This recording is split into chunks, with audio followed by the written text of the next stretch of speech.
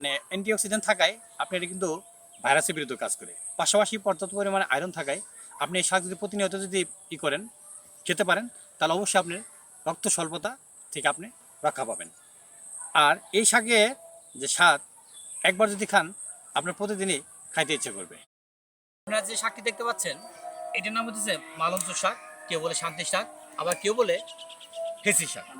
এটা জলাশয় বা স্যাঁতস্যাঁতে অঞ্চলে হয়ে থাকে। এটা কিন্তু কেউ লাগায় নাই, এটা কিন্তু প্রকৃতিগতভাবেই হয়েছে। তো এটা আজকে শাকটা আমি উঠাইতেছি শাকটা খাওয়ার জন্যে।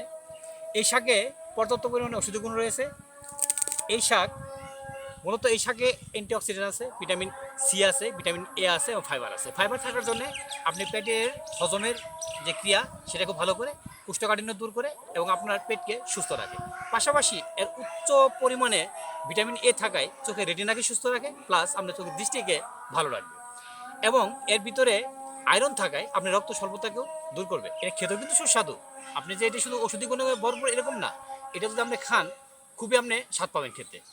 এই মালঞ্চ শাক বা শান্তি শাক, এটাকে এই কারণে বলা কথিত আছে যে এই শাকে প্রচুর পরিমাণে vitamin A, iron, calcium, vitamin C এর ধারণ উৎস এবং নিয়মিত এই শাক খেলে আপনার পেট পরিষ্কার সহ রোগ প্রতিরোধ করার ক্ষমতা বাড়ে এবং রক্তের হিমোগ্লোবিন বাড়ানোর জন্য এই শাকটির নাম শান্তি শাক বলা হয়েছে। তো এই শাকে হিমোগ্লোবিনের পরিমাণ অনেক বেশি এবং আয়রন, ফলিক অ্যাসিড, ভিটামিন বি6 থাকার জন্য বিশেষ করে আমাদের নারীদের মেন্স পিরিয়ডের পরে তাদের দুর্বলতা কাটানোর জন্য এই শাকে প্রচুর ভাবে উপকার করে থাকে। এই শাক আমাদের শরীরকে সুস্থ রাখতে যথেষ্ট পরিমাণে ভূমিকা রাখে।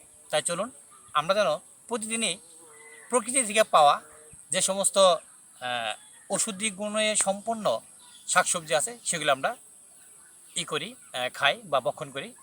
আর সমস্ত শাক আছে সেগুলিকে আমরা অ্যাভয়েড করি এবং প্রকৃতভাবে পাওয়া শাকগুলিকে গ্রহণ করি। ধন্যবাদ সবাইকে।